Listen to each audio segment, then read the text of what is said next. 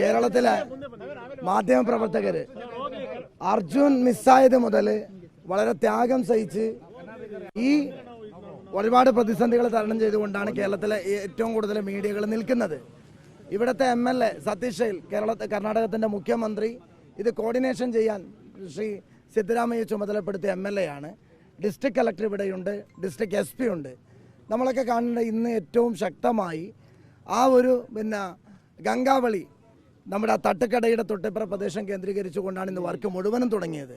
ഏറ്റവും ഇന്ന് വൈകുന്നേരത്തോടു കൂടി നമുക്കൊക്കെ നമ്മൾ പ്രാർത്ഥനാപൂർവ്വം കാത്തു നിന്ന അർജുൻ്റെ ആ ട്രക്ക് കണ്ടെത്തി എന്നുള്ള ഒരു സ്ഥിരീകരണം ഔദ്യോഗികമായി നമ്മുടെ തീർച്ചയായും അതോടൊപ്പം 2 ആളുകൾ ഈ സംസ്ഥാനത്തിൻ്റെ മിസ്സായിട്ടുണ്ട്. അവരുടെ കൂടെ തെരച്ചിലിന് വേണ്ടിയിട്ടാണ് ശ്രമം നടത്തിയത്. നമ്മളെ സംബന്ധിച്ചിടത്തോളം MLAയും DC-യും ഇവിടുത്തെ SP അടക്കമുള്ള ആളുകൾ അർജുൻ്റെ ഈ തെരച്ചിലിന് വേണ്ടി സഹകരിച്ചതിന് കേരളത്തിലെ മൊത്തം മലയാളികൾക്ക് വേണ്ടി തീർച്ചയായും അവരോട് നന്ദി രേഖപ്പെടുത്തുന്നു. തീർച്ചയായും നമ്മൾ ഇത്രയും ദിവസം കാത്തുനിന്ന നമ്മുടെ അർജുനെ നമുക്ക് നാളെ ലഭിക്കുമെന്നുള്ള 100% പ്രതീക്ഷയിലാണ്. ഇത്രയും ദിവസം രാത്രി കാലങ്ങളിൽ തെരച്ചിൽ നടത്തിയിരുന്നില്ല. DC-യും MLAയും ഇരിക്കുന്നുണ്ട്. ഇന്ന് ഒരു ബൂം ഇറ്റാച്ച് കൂടി ഇവിടത്തേക്ക് എത്തുന്നുണ്ട്.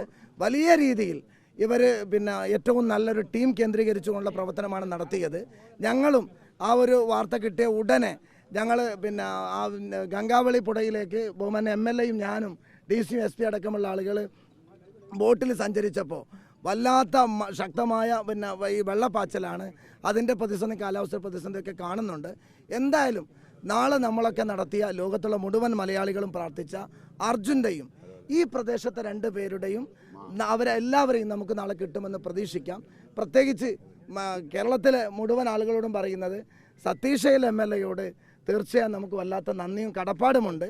ഇവിടുത്തെ ഡിസ്ട്രിക്ട് കളക്ടറും അതോടൊപ്പം നമ്മുടെ ഡിസ്ട്രിക്ട് SP അടക്കമുള്ള കർണാടകത്തിൻ്റെ മുഖ്യമന്ത്രി, ഇൻചാർജ് മിനിസ്റ്റർ, റവന്യൂ മന്ത്രി അടക്കമുള്ള ആളുകൾ എല്ലാവരും ഇടപെട്ടിട്ടുണ്ട്. മുഴുവൻ മലയാളികൾക്ക് വേണ്ടിയും അവരോട് നന്ദി രേഖപ്പെടുത്തുന്ന നാളെ നമുക്ക് തീർച്ചയായും അർജുനെ കണ്ടെത്താൻ കഴിയുമെന്ന് അതിൻ്റെ ഏകദേശം ഒരു ചിത്രം വ്യക്തമായിരിക്കുകയാണ്. What will today's operation over or what is going on?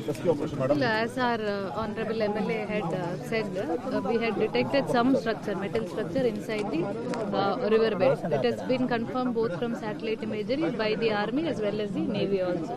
We have one more team. It's a private team that is coming from Delhi and Bangalore. They are jointly again doing this exercise to reconfirm the locations.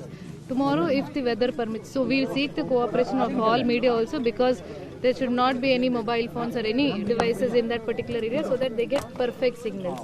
So we will confirm that particular location again tomorrow, and after it is done, we will go ahead with the next process of rescuing the person.